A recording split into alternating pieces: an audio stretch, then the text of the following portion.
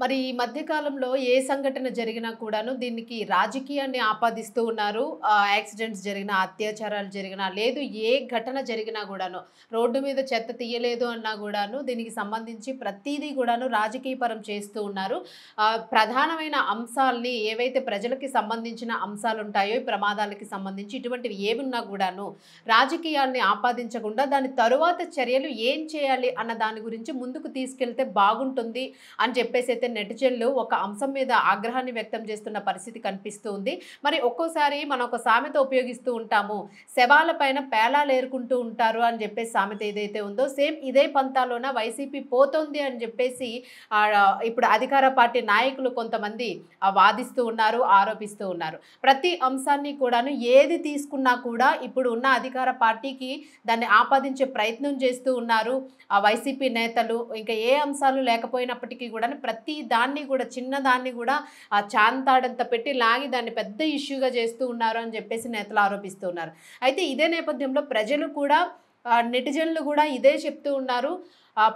ఏవైతే సమాజానికి సంబంధించిన అంశాలు ఉంటాయో మరి వీటిని రాజకీయ పరం చేయొద్దు అని చెప్పేసి గగ్గోలు పెడుతున్న పరిస్థితి కనిపిస్తూ ఉంది.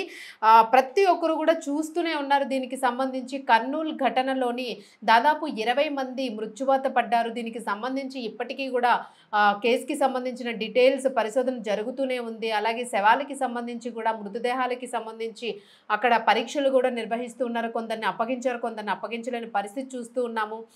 మరి వాళ్ళకి ఎలాంటి ఎక్స్‌గ్రేషియాస్ అందినయి, వాళ్ళని ఎలా ఆదుకోవాలి, తర్వాత వాళ్ళ కుటుంబాల పరిస్థితి ఏంటి, వీటన్నిటికీ సంబంధించిన అప్డేట్స్‌ని అధికారులు, ప్రభుత్వము చొరవ తీసుకొని పని చేస్తున్న నేపథ్యం ఉంది. అలాగే ఏవైతే బస్సు యాక్సిడెంట్ జరిగిందో మరి మిగిలిన బసెస్‌కి సంబంధించి కూడా వాటి ఫిట్‌నెస్‌ని చెక్ చేయడము, ప్రైవేట్ ట్రావెల్స్ మీద దాడులు చేయడము, ఎక్కడికక్కడ వాటన్నింటినీ కూడాను ప్రతి బస్సు ఫిట్‌నెస్ లేని వాటన్నింటి మీద కూడా చర్యలు తీసుకోవడం కూడా జరుగుతుంది.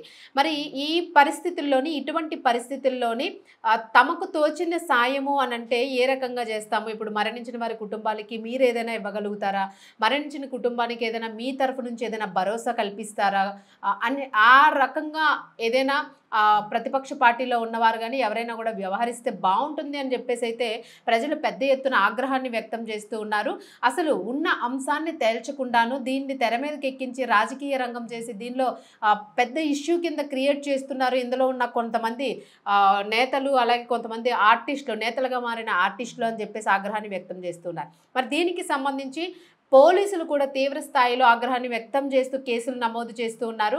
ఎవరైతే ఈ ఘటనకి సంబంధించి ఒరిజినల్‌గా ఫుటేజ్ ఏదుంది, ఒరిజినల్‌గా అక్కడ అంశం ఏం జరిగింది అన్న కోణంలోనే దర్యాప్తు జరుగుతున్న నేపథ్యంలోని ఏ అంశాలైతే బయటికి వస్తూ ఉన్నాయో మరి వాటి మీద కాన్సంట్రేట్ చేసి వాటికి సంబంధించి దర్యాప్తు చేస్తున్న ఆ సమయంలోని దీన్ని కల్తీ మద్యం తాగి మరణించారు, లేదు అనంటే అడ్డగోలుగా టీడీపీ ప్రభుత్వమే బస్సులకి పర్మిషన్ ఇచ్చింది, ఇట్లా అధికార ప్రభుత్వం, కూటమి ప్రభుత్వం మీద దుమ్మెత్తి పోస్తున్నారు అని చెప్పేసైతే ప్రజల నుంచి ఆగ్రహం వ్యక్తమవుతుంది. అలాగే అధికారులు కూడాను దీనికి సహకరించాలి తప్ప దీన్ని అగ్ని మీద ఆర్జ్యం పోసినట్టుగా వాళ్ళని మరింత రెచ్చగొట్టే ప్రయత్నం చేస్తూ ఉంది వైసీపీ. మరి ఈ నేపథ్యంలోనే ఎవరైతే కర్నూలు బస్సు ఘటనకి సంబంధించి ఒరిజినల్‌గా ఏం జరుగుతున్నది అన్నది మాట్లాడకుండా దీని మీద మరికొన్ని కంటెంట్స్‌ని యాడ్ చేస్తూ దాన్ని వైరల్ చేసే ప్రయత్నం ఏదైతే చేస్తూ ఉన్నారో మరి దీనికి సంబంధించిన వారిపైన కఠినమైన చర్యలు తీసుకుంటాము అని చెప్పేసి అయితే ప్రస్తుతం అధికారులు హెచ్చరిస్తున్నట్లుగా కనిపిస్తుంది. మరి దీనికి సంబంధించి దాదాపు 27 మంది పైన పోలీసులు కేసులు నమోదు చేసుకున్నారు. ఎవరైతే రాంగ్ ఇన్ఫర్మేషన్ ఇస్తూ ఉన్నారో మీడియాలో కానివ్వండి, లేదు సోషల్ మీడియాస్‌లోని ట్రోల్ చేస్తున్న వారు కానివ్వండి, ఆ పత్రికల్లో కానివ్వండి, ఎక్కడెక్కడైతే దీనికి సంబంధించి రాంగ్ ఇన్ఫర్మేషన్ ఇస్తూ ట్రోల్ చేస్తూ ఉన్నారో, రాజకీయానికి ఆపాదిస్తూ ఉన్నారో, సమాజానికి భద్రతకి సంబంధించిన అంశాన్ని ఏ రకంగా హ్యాండిల్ చేయాలి, ఏ రకంగా ట్యాకిల్ చేస్తే బాగుంటుంది అని ఒక సలహా ఇస్తే బాగుంటుంది కానీ దీన్ని మరలా వేరే కోణంలో మార్చి ప్రజలకి ఏ రకంగానూ పనికిరాని విధంగా రెచ్చగొట్టే చర్యలకి పాల్పడుతున్నారు అని చెప్పేసి అయితే మాత్రము అధికారులు ఆగ్రహాన్ని వ్యక్తం చేస్తూ కూడా ఎందుకంటే ఇది వారి పనికి కూడా ఆటంకం కలిగే పరిస్థితి ఏర్పడుతుంది. ప్రస్తుతానికి పోలీసులు ఎంక్వైరీ చేస్తున్నారు. ఎక్కడ ఇప్పుడు యాక్సిడెంట్ చేసిన అబ్బాయి దాన్ని యాక్సిడెంట్ చేశాడు, మద్యం సేవించాడా, ఎన్నింటికి మద్యం సేవించాడు, ఎప్పుడు టోల్ గేట్‌ని క్రాస్ అయ్యాడు, అసలు ఆ యాక్సిడెంట్‌కి గల ఇంకా ఇతర కారణాలు ఏమున్నాయి అని చెప్పేసి ఒకటి ఒకటి కూడా క్లూస్ అన్నీ కూడా టీమ్స్ అన్నీ దీని మీద వర్క్ చేస్తూ ఉన్నాయి. సో, మేము జెన్యూన్‌గా వర్క్ చేస్తున్నప్పుడు ఎందుకు ఇట్లాంటివి క్రియేట్ చేస్తూ దీన్ని వైరల్ చేయాలనుకుంటున్నారు? దీన్ని ఇలాంటి అంశాలను ఉపయోగించుకోవడము చేతగాని రాజకీయం కాదు అని చెప్పేసైతే మాత్రము ప్రతిపక్షాలు కాదని చెప్పేసి మాత్రం అధికార పార్టీలో ఉన్న కొందరు నేతలు, ఇతర పార్టీ నేతలు కూడా వాదిస్తున్న పరిస్థితి అయితే కనిపిస్తుంది. మరి ఈ రకంగా చూసుకుంటే దీనికి సంబంధించి దాదాపు 27 మంది మీద అయితే పోలీసులు ఇంచుమించుగా కేసును నమోదు చేస్తున్నట్లుగా వెల్లడించారు. మరి ఆ జాబితాలో సివి రెడ్డి, కందుకూరి గోపికృష్ణతో పాటు వైసీపీ అధికారి ఎక్స్ పేజ్‌లో నిర్వాహకులు సైతం ఉన్నట్లుగా కనిపిస్తుంది. మరి ఈ వైసీపీ అధికారుల్లోనే తరచూ గూడా ఏ ఇష్యూ ఉన్నా గూడా ఆవిడ స్క్రీన్ మీద గాకుండా ఇంకా పార్టీకి సంబంధించి గూడా వెంటనే స్క్రీన్ మీదకొచ్చేస్తూ ఉంటారు. ప్రతి దానికి గూడా ఓవర్‌గా రియాక్ట్ అయిపోతూ ఉంటారు అని జెప్పేసైతే నెటిజన్ల ఆగ్రహాన్ని వ్యక్తం జేస్తున్నట్లుగా పోస్టులయితే పెడుతూ ఉన్నారు. మరి దీనికి సంబంధించి కావేరీ బస్సు దగ్ధానికి సంబంధించి ఈ ప్రమాదం పైన దుష్ప్రచారం చేస్తున్న వారిపైన అయితే మాత్రం ఫిర్యాదులు అందడం జరిగింది.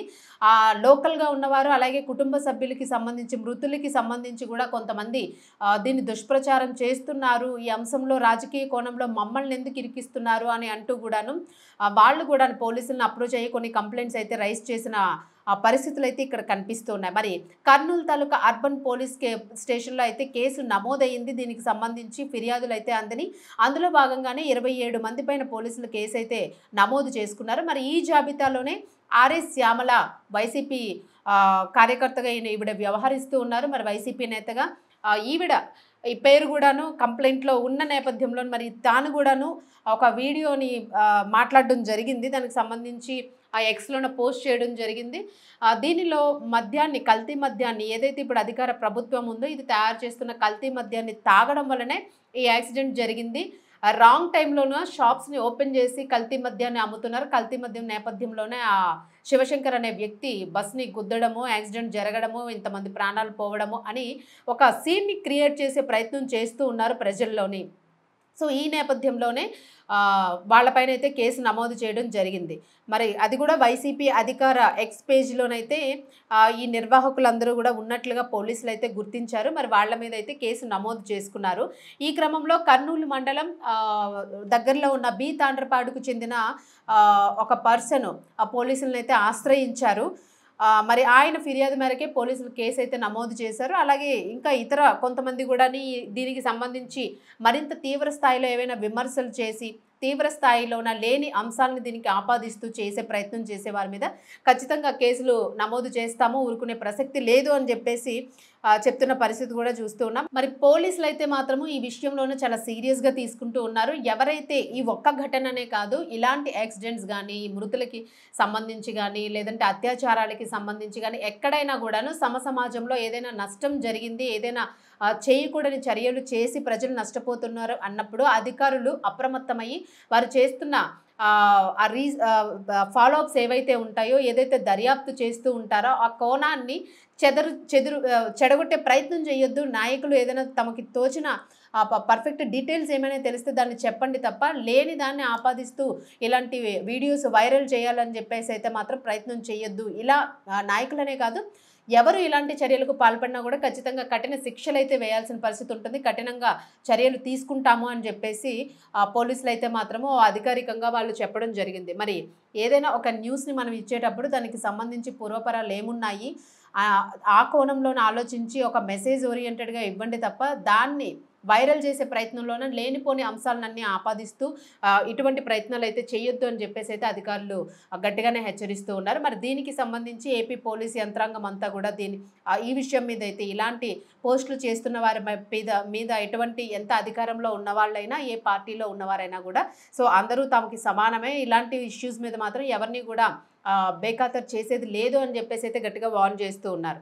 మరి దీనికి సంబంధించి ఎవరైతే ఈ పోస్టులు పెడుతూ ఉన్నారో ముఖ్యంగాను ఏదో ఒక అంశం కావాలి అని వెతుక్కుంటున్న వారు నేతలు కానీ ఎవరైనా ఉంటే ఇటువంటి వాటిని ప్రజలకి సంబంధించి వాళ్ళని మరింత భయభ్రాంతులకి గురి చేసే విధంగా ఇలాంటి అంశాలు కాకుండాను వాళ్ళకి పనికొచ్చే విధంగా ఏదైనా ప్రభుత్వానికి సహకారం అందిస్తే బాగుంటుంది. లేదు నిజంగానే అక్కడ ఏదైనా పెద్ద ఘోరం నేరం జరిగింది అని అంటే మీరు ఎవిడెన్సెస్తోని ప్రూఫ్స్తోని ఇచ్చే ప్రయత్నం చేయండి. అది కూడా అధికారుల్ని సంప్రదించండి. కోర్ట్స్ ఉన్నాయి, అధికారులు ఉన్నారు, మీరు ఏమైనా సబ్మిట్ చేయాలి అని అనుకుంటే దేనికి సంబంధించి అయినా కూడాను సొంతగా చొరవ తీసుకొని మీ ఇష్టం వచ్చినట్లు నోటుకొచ్చినట్లు మాట్లాడితే ఖచ్చితంగా కఠినంగా చర్యలు తీసుకోవాల్సి ఉంటుందని చెప్పేసి అధికారులు అయితే చెప్తున్న పరిస్థితి కనిపిస్తుంది. అండ్ ప్రజలు కూడాను నెటిజన్లందరూ కూడా ఆగ్రహాన్ని వ్యక్తం చేస్తున్న పరిస్థితి కూడా కనిపిస్తుంది. సో ప్రజల్ని తప్పుదోవ పట్టించొద్దు అని చెప్పేసి ప్రజలు కూడా కోరుతూ ఉన్నారు.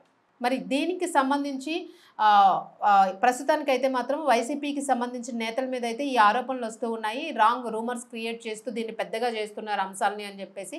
సో ఎదుర్కోవాలి అని అంటే డైరెక్ట్గా ఎదుర్కోండి తప్ప ఇట్లాంటి చిన్న చిన్న ఇలాంటి చేష్టలు చేస్తూ కూడా మీరు ప్రజల్లో మరింత నెగిటివ్ వెళ్తుంది అని చెప్పేసి కూడా చెప్తూ ఉన్నారు. మరి ఈ నేపథ్యంలోనే అసలు టీడీపీ అధికార కూటమి పార్టీ నేతలు ఎలా రియాక్ట్ అవుతున్నారు, అలాగే వైసీపీకి సంబంధించి కంప్లైంట్స్ వస్తూ ఉన్నాయి కాబట్టి మరి వైసీపీ రియాక్షన్ ఎలా ఉంది అన్నదైతే మాత్రం ప్రస్తుతానికి ఎవరు ఇంకా స్పందించలేదు. మరి దీనికి సంబంధించి ఎలాంటి అప్డేట్ వస్తుంది అన్నది చూడాల్సి ఉంది. మరి ఎందుకంటే ఆల్రెడీ కంప్లైంట్ అయితే రైజ్ అయింది. మరి దీనికి సంబంధించి శ్యామల కూడా ఎలా రియాక్ట్ అవుతారు అన్నదైతే మాత్రం వెయిట్ చేయాల్సి ఉంది.